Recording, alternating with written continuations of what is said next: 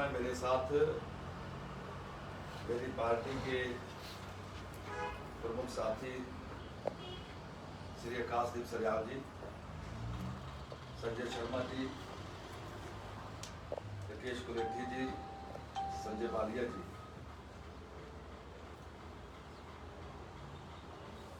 कल हिमाचल प्रदेश में एक युग पुरुष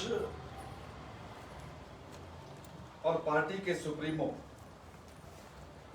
देवभूमि पधारे थे और हिमाचल प्रदेश मेहमान नवाजी के लिए जाना जाता है और हिमाचल प्रदेश की सरकार ने क्या गार्ड ऑफ ऑनर दिया,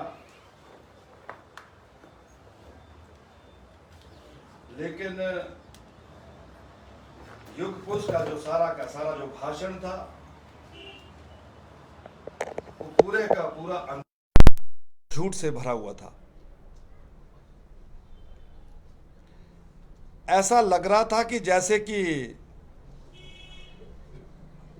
भोले भाले पहाड़ी लोगों में वो ही एक समझदार है।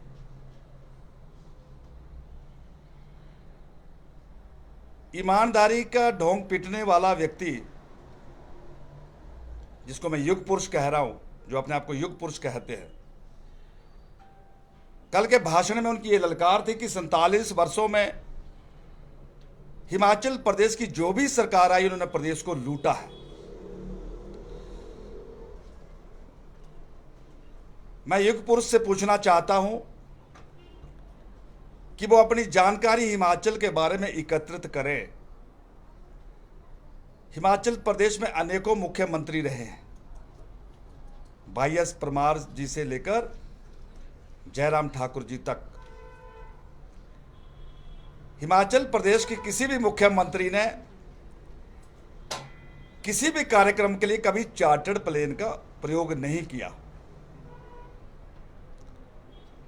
और वो युग पुरुष चार्टर्ड प्लेन में आकर यहां पर देवभूमि है ईमानदारी का पाठ पढ़ा रहे थे, भ्रष्टाचार पर बोल रहे थे।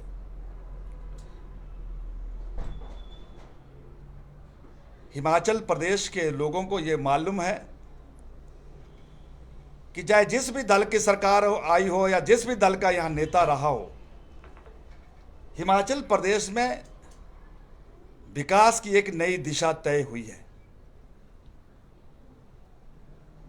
चाहे वो YS परमार जी थे, चाहे वो रामलाल जी थे, चाहे वो वीरभद्र सिंह जी थे, चाहे उसके बाद श्रीमान शांता कुमार जी थे, चाहे उसके बाद प्रेम कुमार धूमल जी थे, या वर्तमान में हमारे हिमाचल प्रदेश के यशस्वी मुख्यमंत्री जयराम ठाकुर जी है।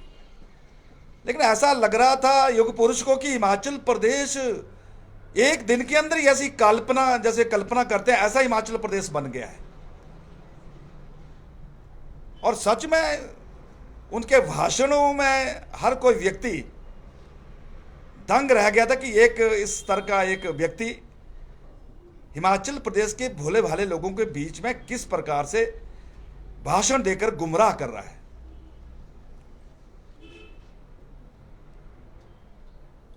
दो तीन बातों को लेकर उन्होंने बड़ी अपनी पीठ थपथपाई कि हिमाचल प्रदेश के शिक्षा के क्षेत्र में कोई विकास नहीं हुआ है। मैं युग पुरुष को बताना चाहता हूं, हिमाचल प्रदेश में दिल्ली की तरह कोई 400 सरकारी स्कूल नहीं है। दिल्ली की आबादी 2.5 करोड़ से ज्यादा और हिमाचल की आबादी 17 लाख के करीब है और 70 लाख की आबादी में 13,000 सरकारी स्कूल है, सरकारी ऐसी शैक्षणिक संस्थाएं हैं और उन स्कूलों में सभी योग्य, अनुभवी और सुशिक्षित अध्यापक हैं। लेकिन जो दिल्ली में 400 नहीं, जो 2400 सरकारी स्कूल है, उन स्कूलों में भर्तियां कैसे हुई है, शायद ये भी हम सबके ध्यान में है कि गेस्ट फैकल्टी के चोर दरवाजे से उनको कैसे भर्ती किया गया और उसका क्या परिणाम निकलेगा, ये दिल्ली की जनता जान रही है। मैं खुद एक सरकारी स्कूल में पढ़ा हूं, आप सभी सरकारी स्कूल में पढ़े हैं। हिमाचल प्रदेश में मुझे लगता है कि बहुत से इसमें जो अपनी सेवाएं दे रहे हैं, चाहे वो अधिकारी है, चाहे वो राजनीति में है, चाहे वो जुडिशरी में है, चाहे वो व्यापारी है, सभी ने करीब करीब सरकारी शिक्षण संस्थाओं से जो है वो शिक्षा ग्रहण की है। और आज उसकी ताकत वो हिमाचल प्रदेश का नाम ऊंचा कर रहे हैं, हिमाचल प्रदेश के विकास में अपना योगदान दे रहे हैं। लेकिन दिल्ली में पिछले शिक्षा के क्षेत्र में युग पुरुष के समय में क्या हुआ, वो भी मैं आपके ध्यान में लाना चाहूंगा।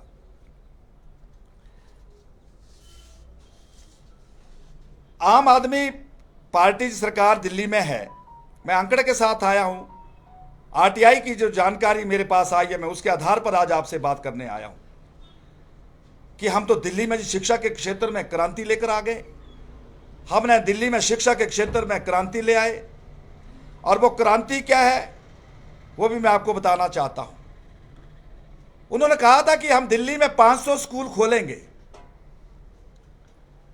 और यही नहीं, उन्होंने कहा था कि हमारा जो बजट का जो वो है साइज है वो 20% जो है वो मात्र शिक्षा के क्षेत्र में खर्च होगा। ये युग पुरुष की पार्टी ने कहा था दिल्ली में। अब सच्चाई क्या है वो भी जान लो। शिक्षा क्रांति में आलम यह रहा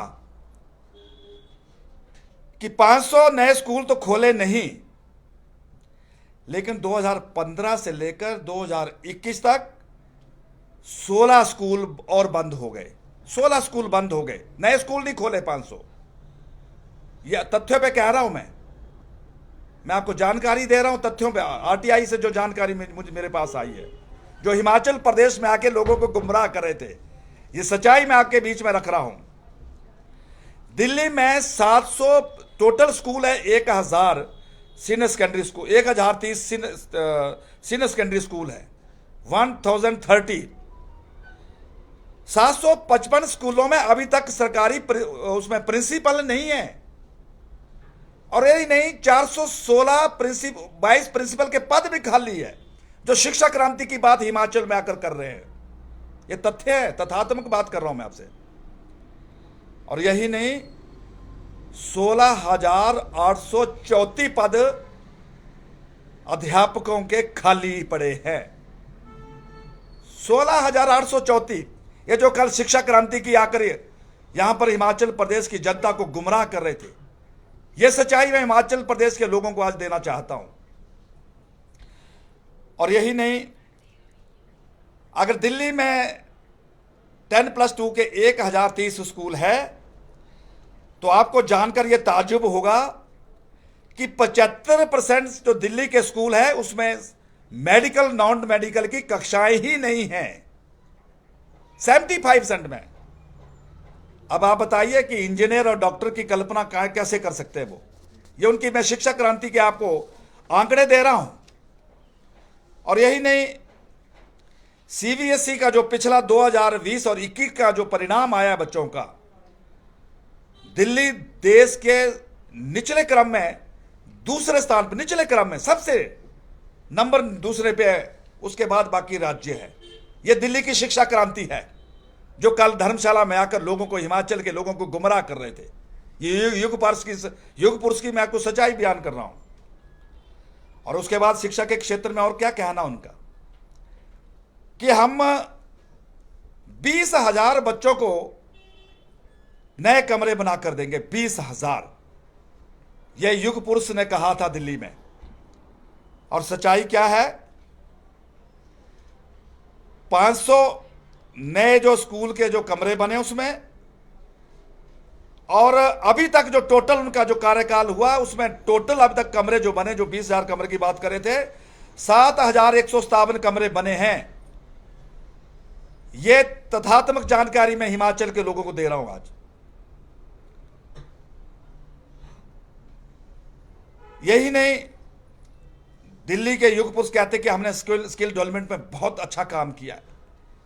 उसकी भी मैं आपको आज उनकी जानकारी दे रहा हूं कि 2015 से लेकर 2022 तक जो स्किल डेवलपमेंट की शिक्षा की बात कर रहे हैं, मात्र 348 बच्चों को जो उन्होंने शिक्षा दी है स्किल डेवलपमेंट की, उसमें 348 बच्चों को रोजगार मिला है।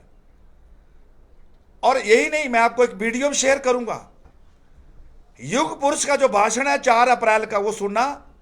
8 फरवरी का, 8 फरवरी को युग पुरुष कहते हैं कि 2.5 लाख दिल्ली के प्राइवेट बच्चों ने सरकारी स्कूलों में दाखिला लिया है। 8 फरवरी को कहते हैं। और अगला भाषण होता है उनका 14 अप्रैल को। 14 अप्रैल को युग पुरुष कहते हैं कि 3,75,000 प्राइवेट स्कूलों के बच्चों ने सरकारी स्कूलों में दाखिला लिया है। और 21 अप्रैल को युग पुरुष का भाषण सुनना, तो उसमें कहते हैं कि 4 लाख प्राइवेट स्कूल के बच्चों ने सरकारी स्कूलों में दाखिला लिया है। आप तीनों स्पीचेस देखिए, मैं आपको सोशल मीडिया में जो चल रहा है वो भी भेज दूंगा। किस प्रकार से झूठ बोलने की रफ्तार है युग पुरुष की। हजारों में हो सकता है, लाखों में झूठ हो रहा है। और वो हिमाचल प्रदेश के लोगों को क्या सोच के गुमराह करने आए हैं, ये तो वो ही जवाब थे। लेकिन हिमाचल प्रदेश के लोग बहुत समझदार हैं। युग पुरुष हिमाचल के लोगों को बेवकूफ ना समझे। हिमाचल के लोग बुद्धिमान हैं। इसी के साथ दूसरा एक और उन्होंने कहा कि हमने उसमें बड़ा बेहतर काम किया, बहुत तीर चलाए हमने। वो क्षेत्र है स्वास्थ्य का क्षेत्र, कि स्वास्थ्य के क्षेत्र में हमने बहुत बढ़िया पूरे देश में अव्वल काम किया है। उसकी सच्चाई मैं आपके सामने रख रहा हूं। उसके क्षेत्र में सबसे बड़ा जो उन्होंने काम किया है कि हम 10% शिक्षा के क्षेत्र में, हेल्थ के क्षेत्र में खर्च करेंगे। 2015 में जो युग पुरुष ने वादा किया था कि 30,000 हम हॉस्पिटल में बेड जो है उसके आधार उसकी संख्या बढ़ाएंगे 30,000 बेड की। 900 नए प्राइमरी हेल्थ सेंटर बनाएंगे। लेकिन आरटीआई की जो जानकारी आई है उसको भी आप सुनकर हैरान होंगे, आपको ताज्जुब होगा कि 2016 में दिल्ली में 2016 में दिल्ली में 38 सरकारी हॉस्पिटल थे 2016 में। और 2016 में 10,926 हॉस्पिटल बेड थे। 6 वर्ष के बाद वो आज भी 13,844 बेड है, जो कहते थे कि हम 30,000 नए बेड की व्यवस्था करेंगे। और जबकि 2918 जो बेड है, जो मैंने 13,000 का आंकड़ा दिया, वो भी बंद पड़े हैं। और थोड़ा बहुत जो मूवमेंट हुई है वो कोविड के दौरान, जब देश के यशस्वी प्रधानमंत्री जी ने स्वास्थ्य के क्षेत्र को अपने हाथ में लिया, तो हल्का सा उसमें थोड़ा सा बदलाव मिला है। इस प्रकार से स्वास्थ्य की क्रांति युग पुरुष की है, जो कल हिमाचल में चिल्ला कर हिमाचल के लोगों को गुमराह करने का प्रयास कर रहे थे। और यही नहीं, उन्होंने कहा था कि हम हेल्थ प्राइमरी सेंटर खोलेंगे। और बहुत बड़ी चालाकी से क्या किया कि जो देश की सरकार ने एक योजना दी, उसका नाम बदल के रख दिया मोहल्ला क्लिनिक। पूरे भारत में 36,000 हेल्थ प्राइमरी सेंटर खुले, जहां पर माइनरी सर्जरी भी होती है और कई प्रकार के हेल्थ के कार्यक्रम भी चलाए जाते हैं। लेकिन उन्होंने जो मोहल्ला क्लिनिक, द्वेष के भावना के कारण जो मोहल्ला क्लिनिक का नाम उन्होंने दिया, उसमें 4 घंटे से ज़्यादा काम नहीं होता, टेस्ट तो दूर की बात है। ये उनका मोहल्ला क्लिनिक का जो एक नया, जो जिसको कह सकते हैं नया एक क्रांतिकारी कदम, जो कल धर्मशाला में आकर चिल्ला कर हिमाचल के लोगों को गुमराह कर रहे थे। और जिसको लेकर आपको ध्यान होगा कि 5 मई 2021 को जब कोविड की दृष्टिगत एक चर्चा चली थी कि मोहल्ला क्लिनिक को कोविड सेंटर के रूप में परिवर्तित किया जाए, तो हाई कोर्ट ने बड़ी सख्ती से कहा था कि ये जो मोहल्ला क्लिनिक है एक कचरा है, ये उनके शब्द है माननीय हाई कोर्ट के, इसका इस्तेमाल इसमें इसके लिए नहीं हो सकता है। ये स्वास्थ्य की क्रांति की बात करने वाले पर हमारे जो माननीय न्यायालय उन्होंने टिप्पणी दी थी, जो मैं आपके साथ आज चर्चा कर रहा हूं। और कोविड काल में वहां पर दिल्ली में किस तरह की अफरा तफरी थी, हाथ खड़े करने पड़े। हम सब ने देखा कि देश के गृह मंत्री जी को खुद बीच में आकर हस्तक्षेप करना पड़ा। ना तो उनके पास कोई ऑक्सीजन प्लांट थे, ना उनके पास पर्याप्त बेड थे। लेकिन मैं धन्यवाद करना चाहता हूं देश के यशस्वी प्रधानमंत्री जी को कि जिन्होंने बड़ा मन करके दिल्ली की स्वास्थ्य व्यवस्था को अपने हाथ में लिया और दिल्ली के एक एक व्यक्ति की जान बचाने का काम किया। इस प्रकार से ये स्वास्थ्य क्रांति की बात करने वालों की ये सच्चाई है आपके सामने जो मैं आज बयान कर रहा हूं। और यही नहीं, आपको ये जानकर बड़ा ताज्जुब होगा कि दिल्ली में 2.5 करोड़ की आबादी में 237 एम्बुलेंसेज हैं, 237। और उसमें बाद एक और नया शोभा दिया कि हम तो जी बाइक एम्बुलेंस के रूप में जो आगे बढ़ रहे हैं। 16 बाइक एम्बुलेंस इन्होंने खरीदी। 16 बाइक एम्बुलेंस का खर्चा कितना हुआ? 22,55,000। और विज्ञापन में कितना खर्च कर दिया? 20,16,000। और उसमें से जितनी की जितनी एम्बुलेंस इन्होंने खरीदी थी वो 3 मार्च 2020 से बंद पड़ी है। जो चला चला के कह रहे थे हमने एक नया कदम उठाया है, ये इनकी स्वास्थ्य क्रांति है जो मैं आपको बता रहा हूं। इसलिए मैं आंकड़ों के साथ आपके साथ ये चर्चा करने आया हूं। कल उन्होंने और चिल्ला चिल्ला कर कहा था कि हिमाचल प्रदेश के नौजवानों को हम रोजगार देंगे, लेकिन युग पुरुष ने दिल्ली में रोजगार के क्षेत्र में कितने तीर चलाए हैं, इससे भी हिमाचल प्रदेश की जनता को जताना चाहता हूं, सच्चाई से अवगत कराना चाहता हूं।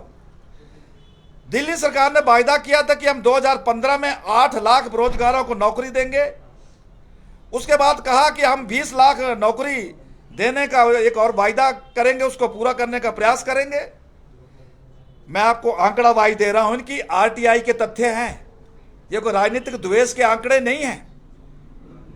जो 15,34,384 नौजवानों ने रोजगार कार्यालय में अपना नाम दर्ज किया है बेरोजगारी के क्षेत्र में, तो 2015 में इन्होंने 176 नौजवानों को नौकरी दी, 2016 में 102 नौजवानों को नौकरी दी, और 2017 में 66 बेरोजगारों को इन्होंने नौकरी दी, 2018 में 88 नौजवानों को नौकरी दी, और 2020 में 28 नौजवानों को नौकरी दी, और कुल योग बनता है इसको 440। ये है इनकी असली सच्चाई। और जो हिमाचल प्रदेश में 12 लाख रोजगार देने की बात कर रहे हैं, ये क्या सोचते हैं हिमाचल प्रदेश के लोगों को? हिमाचल प्रदेश के नौजवान समझदार है, वो इनकी बातों में आने वाले नहीं हैं। ये 440 वाले हिमाचल प्रदेश को 12 लाख का सपना दिखाएंगे, जो बिल्कुल भी संभव नहीं है। और भ्रष्टाचार की चौथा विषय पकड़ा कि भ्रष्टाचार हिमाचल प्रदेश को लूट लिया। हिमाचल प्रदेश को हिमाचल प्रदेश के ईमानदार लोगों को हिमाचल प्रदेश की सरकारों ने लूट लिया। किस प्रकार से चला चला के भाषण दे रहे थे, उनकी सच्चाई मैं आपके सामने रखने वाला हूं। केजरीवाल का भ्रष्टाचार उन्मूलन पर जो बहुत जोर जोर से जो चर्चा करे थे, वो एक बहुत बड़ा धोखा था, एक बहुत बड़ा बाधा उन्होंने जो किया था उसका भ्रष्टाचार, उसको भी मैं आपके सामने रखने का प्रयास कर रहा हूं। आप सबके ध्यान में है कि गरीबों के राशन कार्ड बनाने में, ऑटो रिक्शा के कार्ड रिन्यू कराने में, मध्य वर्ग के जो लोग थे या जो हमारे व्यापारी थे, जो दुकानदार थे, उनके ऑफिस में मीटर लगाने वाला विषय, और दिल्ली में जीएसटी कार्यालय में जो छोटे छोटे कामों के लिए क्या स्थिति है वहां पर हर कोई जानता है, आज रिश्वत के बिना कुछ काम नहीं होता है। शराब के जो वहां पर खोखे, जो वहां दुकानें, जो वहां पर शराब की मंडियां खोल दी है, जो राशन की जो वितरण प्रणाली में किस प्रकार का भ्रष्टाचार दिल्ली में हो रहा है। योगपुर जी, हिमाचल प्रदेश के लोग दिल्ली आते हैं, दिल्ली जाते हैं, दिल्ली में उनका अनुभव है। आप हिमाचल के लोगों को मूर्ख ना बनाने का प्रयास करें, यह मैं आज आपको बताना चाहता हूं। भ्रष्टाचार की दृष्टि से हिमाचल प्रदेश में जिस व्यक्ति को उन्होंने अपनी पार्टी का यहां प्रभारी लगाया है, हम सबके ध्यान में पिछले दिनों आपके माध्यम से मीडिया में भी आया था, और यह सच्चाई भी है कि उनके एक मंत्री है सतेंद्र जैन जी। इन्फोर्स डायरेक्टरेट ने, ईडी ने करोड़ों रुपए की अकूट संपत्ति उनकी जब्त कर ली है। और यही नहीं, उन पर दूसरे पार्टी के लोगों ने भी, उनके पार्षद जो है या उनके पार्षद से जो बनने से वंचित हो गए, उन्होंने भी खुलकर नगर निगम के टिकट में करोड़ों रुपए के लेन देन के आरोप लगाए हैं। ये है वो भ्रष्टाचार की हिमाचल में आकर बात करते हैं, ये उनके मंत्री हैं। ये जो ईडी की कस्टडी में है और हिमाचल प्रदेश में ईमानदारी का पाठ पढ़ाने आए हैं। आप सबके ध्यान में है कि दिल्ली जल बोर्ड की क्या स्थिति है। 6,000 करोड़ रुपए का भ्रष्टाचार। आज हिसाब मांग रही है सरकार, लेकिन हिसाब नहीं दे रहे हैं। मेरा युग पुरुष की पार्टी से और युग पुरुष से यह निवेदन है कि जो मेरे ये आरोप है, इनको लेकर जो है वो मीडिया में आकर अपने आप को आपका स्पष्टीकरण दे, नहीं तो हिमाचल प्रदेश की जनता सड़कों पर उनसे पूछने पर जो है वो मजबूर हो जाएगी।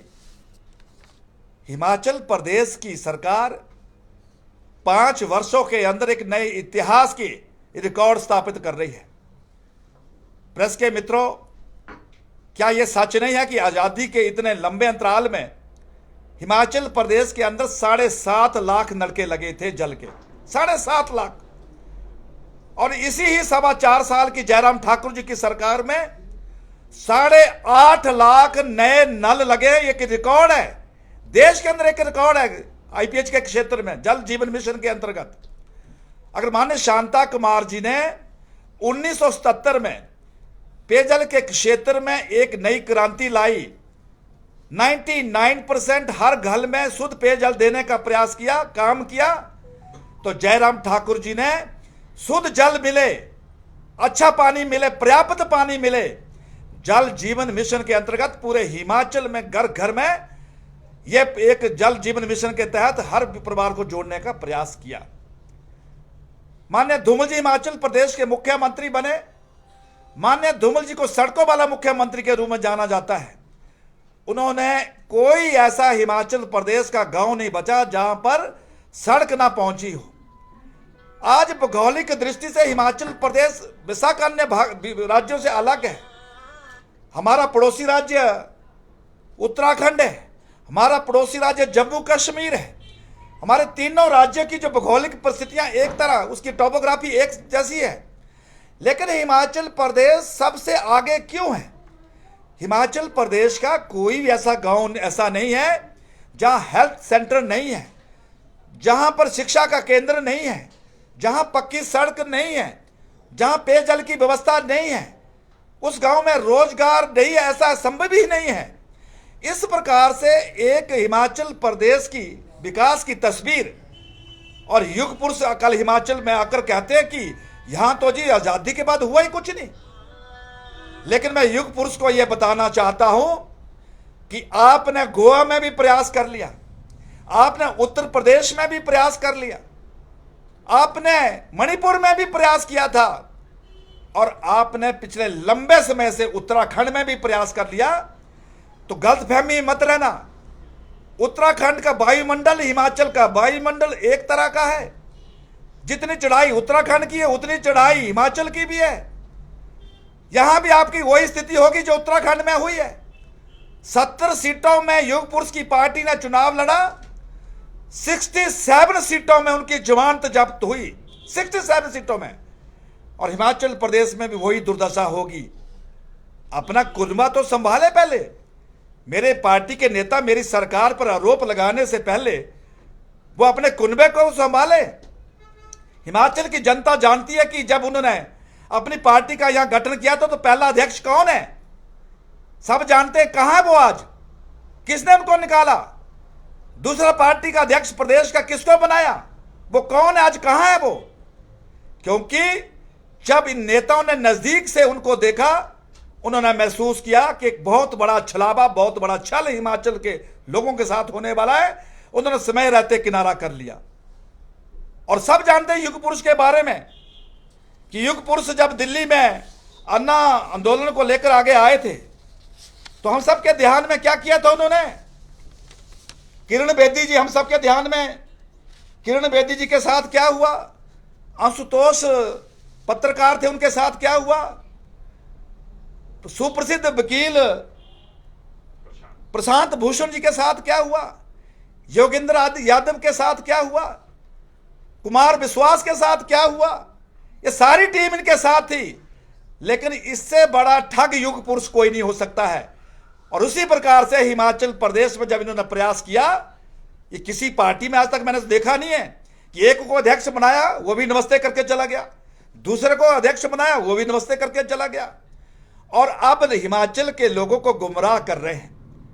धर्मशाला में जो संख्या आई थी, ईमानदार युगपुर जी, मैं आपको पूछना चाहता हूं, आप ईमानदारी का ढोल पीटते हैं, सारे आम सोशल मीडिया में आ रहा है कि जो आपने बसें की थी आप उनको नगद राशि दे रहे थे।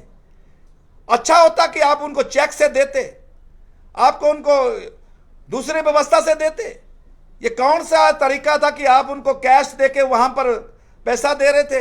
ये हिमाचल प्रदेश में इस प्रकार की संस्कृति नहीं है। हिमाचल प्रदेश के लोग पूछेंगे आपसे कि चार्टर्ड प्लेन से आना जाना ये किस ईमानदारी का पैसा है? ये हिमाचल के लोग पूछेंगे। हिमाचल के लोग समझदार हैं, और वहां की पूरे हिमाचल प्रदेश को इकट्ठा करके, और हिमाचल प्रदेश से जब लगा कि हिमाचल प्रदेश से लोग नहीं इकट्ठे हो रहे हैं, तो पठानकोट से 1500 लोगों को, हमारे पास डिटेल है गढ़वाल बैरियर की, कितनी गाड़ियां आई है, 1500 लोगों को पठानकोट से लेकर वहां पर हिमाचल के लोगों को गुमराह करने का प्रयास किया। तस्वीरें जीवंत है अभी। कितने लोग प्रथम पंक्ति में बैठे हुए थे हिमाचल प्रदेश के? प्रथम पंक्ति में लोग जो बैठे थे वो कौन थे और कहां के थे? हिमाचल प्रदेश में इस प्रकार के लोगों के लिए कोई स्थान नहीं है। हाँ, ये जरूर है कि हिमाचल प्रदेश एक पर्यटक स्थान है। पर्यटकों की तरह आप आए जाए, हिमाचल प्रदेश आपका अभिनंदन करेगा, हिमाचल प्रदेश आपका सत्कार करेगा। लेकिन अगर हिमाचल प्रदेश के लोगों को झूठ और अहंकार और घमंड से गुमराह करने का प्रयास किया तो देवभूमि के लोग कभी इस बात को बर्दाश्त नहीं करेंगे। यह आज मैं प्रेस वार्ता के माध्यम से स्पष्ट करना चाहता हूं। हिमाचल प्रदेश की सरकार जयराम ठाकुर जी के नेतृत्व में पूरी गति के साथ आगे बढ़ रही है, और पूरे देश में इस बात का एक संदेश चला गया है। 2 दिन पहले पार्टी के राष्ट्रीय अध्यक्ष आदरणीय जगत प्रकाश नड्डा जी 2 दिन के हिमाचल प्रवास पर आए थे, और उन्होंने संकेत दे दिए हैं कि इस प्रकार का उत्साह मैंने हिमाचल में कभी नहीं देखा। कोई ऐसी ताकत नहीं है।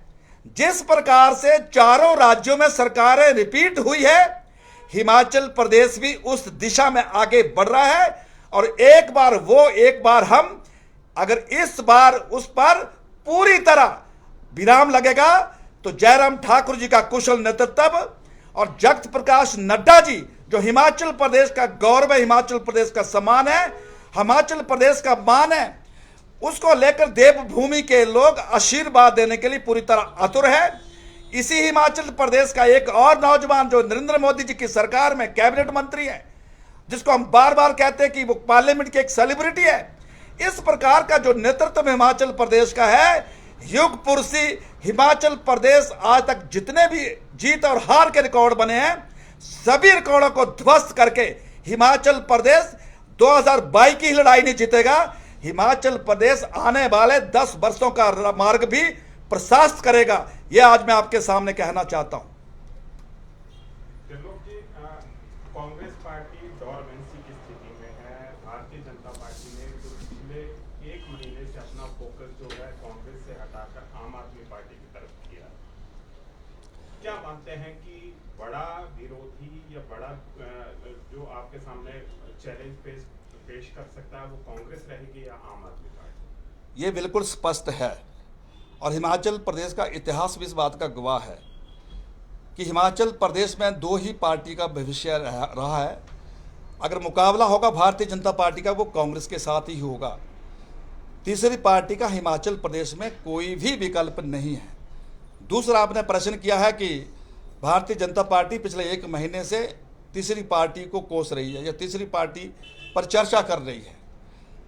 आज की मेरी प्रेस वार्ता के जो बिंदु है, जो आज मेरी ये प्रतिक्रिया थी, वो इसको लेकर कि उनके युग पुरुष कल आए थे धर्मशाला में, और उन्होंने जिस तरह से आंट शांट और तथ्यों से हटकर हिमाचल प्रदेश को गुमराह करने का प्रयास किया है।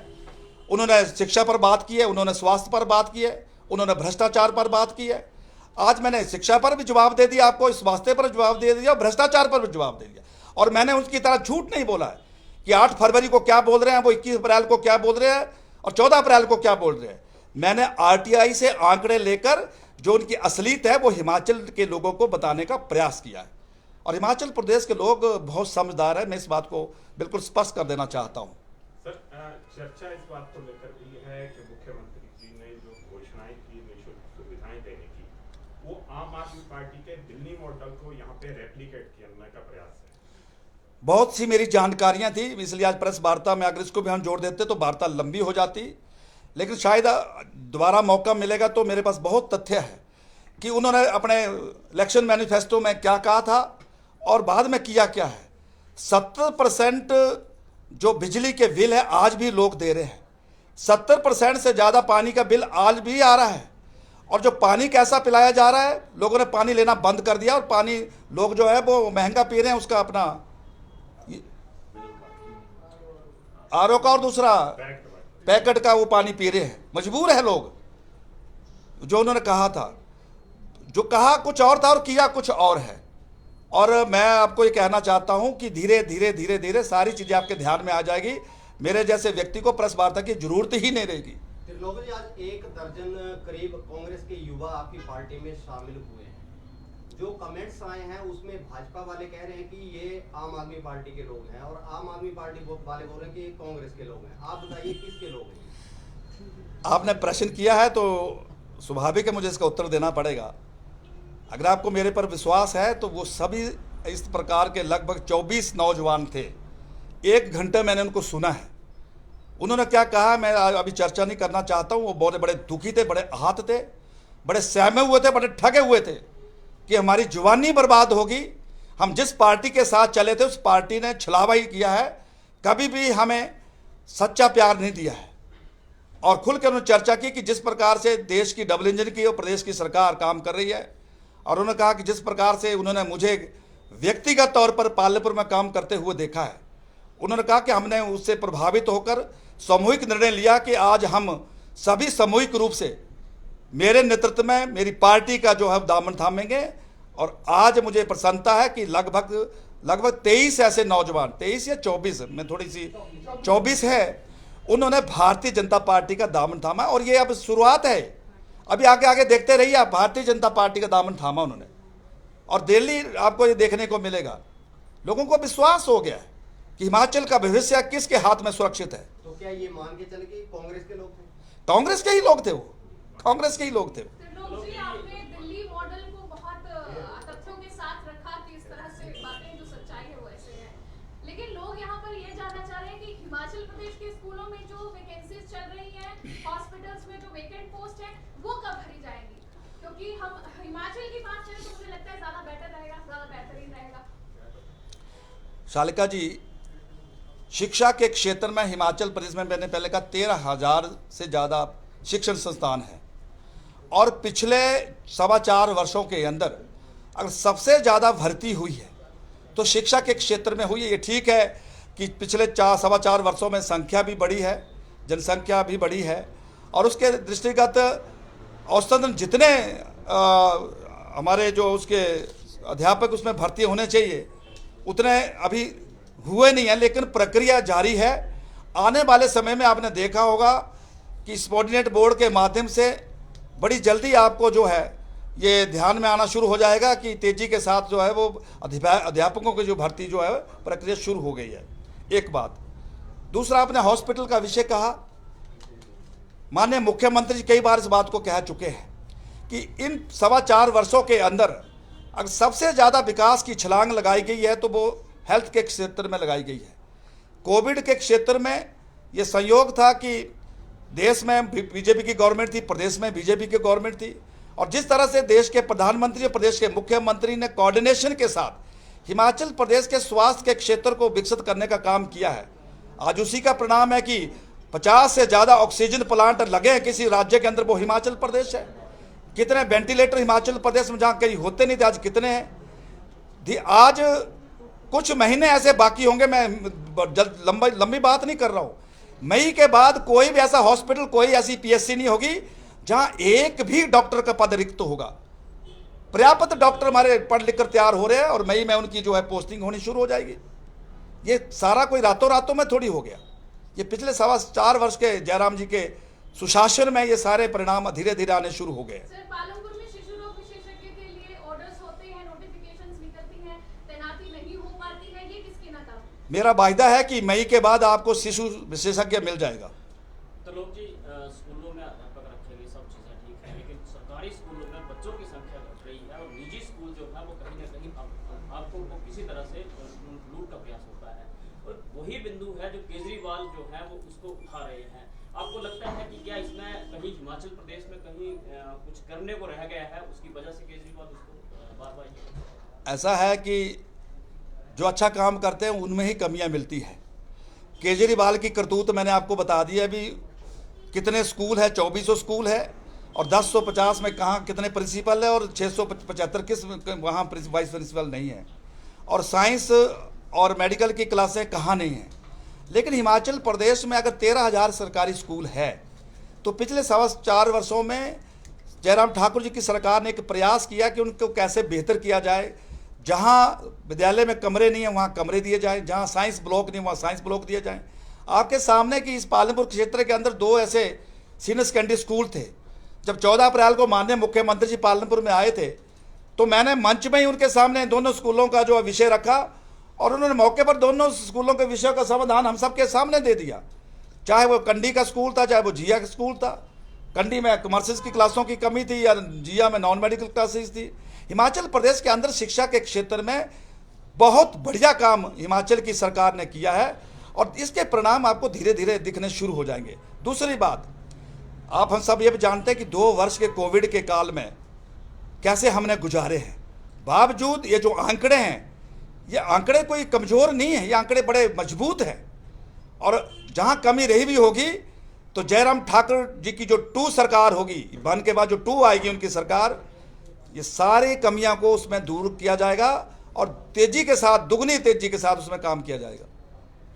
लोग जी, आपने जैसे बोला कि आपकी जो लड़ाई है भाजपा की वो कांग्रेस के साथ ही है, कहीं ना कहीं आप जो बीजेपी अगर बात करें तो वो अपने ओपोनेंट को वीक तो नहीं कोशिश करी, क्योंकि कहते हैं कि अपने ओपोनेंट को कभी भी कमजोर नहीं समझना चाहिए, तो ये गलती बीजेपी तो नहीं कर रही है? प्रतिभा जी, ये बात बड़ी स्पष्ट है।